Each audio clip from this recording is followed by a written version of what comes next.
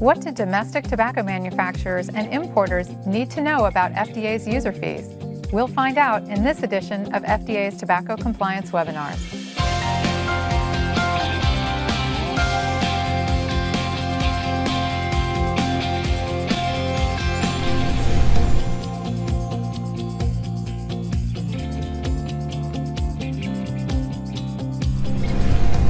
Welcome to this edition of FDA's Tobacco Compliance Webinars, education and information for retailers and small businesses, sponsored by the U.S. Food and Drug Administration and the Center for Tobacco Products.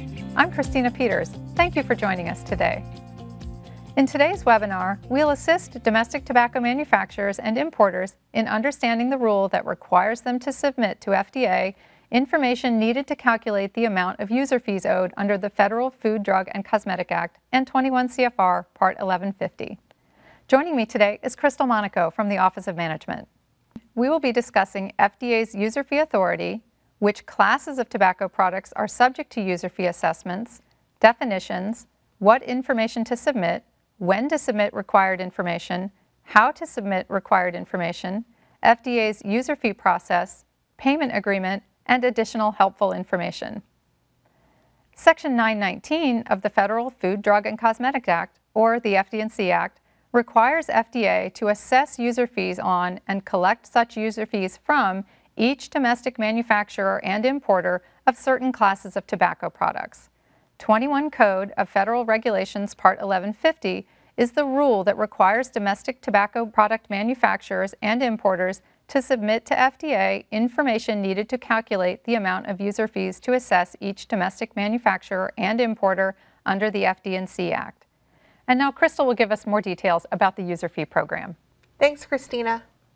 First, let's talk about who has to submit information to FDA under the final rule for user fees found at 21 CFR Part 1150.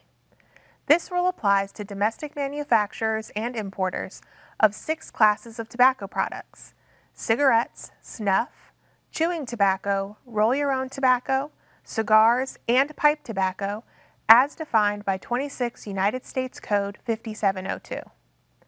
Please note that the user fee provisions at 21 CFR Part 1150 define the terms domestic manufacturer and importer to reflect Alcohol and Tobacco Tax and Trade Bureau definitions and requirements.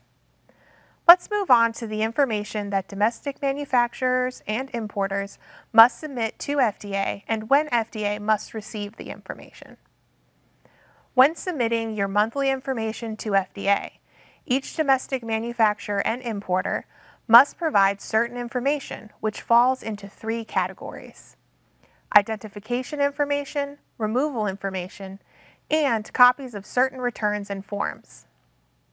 Identification information includes the name and mailing address of the principal place of business, the name of a valid point of contact and current phone number, an email address and postal address where FDA can send notifications, the employer identification number, often called the EIN, and the TTB permit numbers. Removal information includes the period of activity to include the month and year that the tobacco products were removed, the units of product by class removed and not tax exempt for the prior month, and the federal excise taxes associated by class for such removal. Examples of units of product would be the number of sticks of cigarettes or cigars, or the number of pounds of other tobacco products. This information must be reported for each TTB tobacco permit. If the firm did not remove any product, then the firm must submit to FDA a report indicating that no tobacco product was removed into domestic commerce. You will find the definitions of the terms units of product, removed, and not tax exempt provided on the slide. Finally, the firm must submit certified copies of any returns and forms related to the removal of tobacco products into domestic commerce and the payment of the federal excise taxes imposed. You can refer to the guidance for additional details regarding this submission requirement. FDA must receive user fee information by the 20th of each month. For example, September 2019 data will be due to the FDA by October 20th, 2019. This information must be submitted on a monthly basis, even in months when the firm does not remove any tobacco product into domestic commerce. A firm must submit required information using Form FDA 3852, which is available both online or in paper form. Along with the FDA 3852, you must also attach copies of the appropriate TTB and CBP forms, which are listed on the screen and in the guidance. The form and supporting documents can be sent electronically, by fax, or mailed to FDA. Now, let's talk about what FDA will do with this information. After FDA receives your required information, we will calculate your quarterly market share percentage and notify you of the amount due. The next few slides will show you exactly how these steps are carried out. For each fiscal year, FDA will allocate the total assessment among the 6 classes of tobacco products. This will be done through the steps shown on the screen. Next, FDA will calculate the assessment owed by each manufacturer or importer for that quarter. An individual assessment is proportional to the percentage share within that class of tobacco. In other words, within each class, the assessment owed for the quarter is the quarterly class allocation multiplied by the domestic manufacturer or importer's percentage share for that class of tobacco.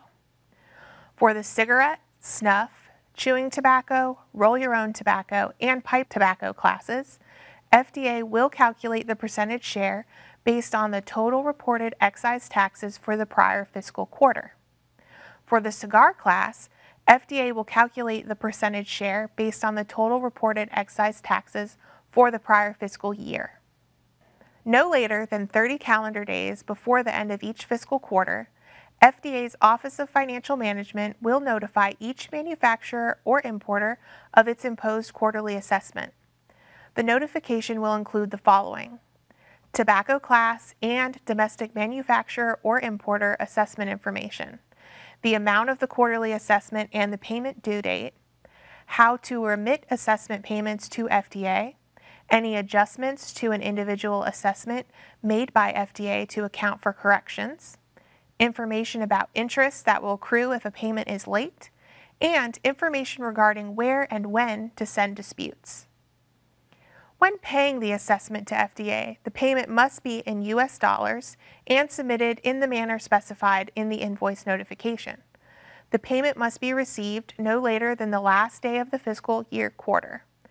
If FDA does not notify a firm of the assessment amount at least 30 days before the end of the fiscal year quarter, payment of that assessment must be received by FDA no later than 30 days after such notification. Under 21 CFR Part 1150.15, a domestic manufacturer or importer may dispute an FDA assessment. However, under the regulation, the assessment must still be paid even if the amount is being disputed. The dispute must include the basis for your dispute, be legible in English in writing, and received by the FDA within 45 days of the assessment notification date. FDA will review disputes. If the assessment was too high, FDA will apply a credit for the amount assessed in error to the following quarterly invoice or issue a refund by request. Regardless of determination, FDA will respond in writing and provide directions on how you can submit a request for further agency review.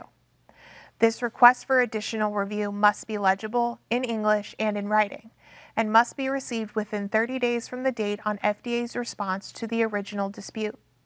For additional information regarding reporting requirements, disputes, or invoices and payments, we recommend reviewing the guidance document linked at the end of this webinar. Now, Christina will talk about potential penalties related to the requirements that we have discussed. Christina? Thanks, Crystal. If a domestic manufacturer or importer fails to pay its assessed user fees or fails to report the information required to calculate the amount of the assessment as required by Section 1150.5 of the rule, then its tobacco products are deemed to be adulterated under Section 9024 of the Federal Food, Drug, and Cosmetic Act. In addition, failure to report the required information is also a prohibited act. Failure to comply with the user fee requirements is a violation of the FD&C Act, which may result in warning letters, import alerts, or other enforcement actions such as seizures or injunctions. Failure to pay user fees may also affect your substantial equivalence application.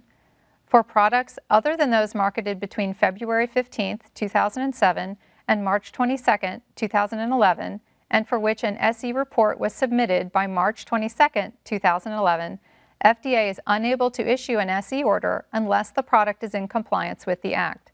Failure to pay all assessed user fees renders a firm's products not in compliance with the Act.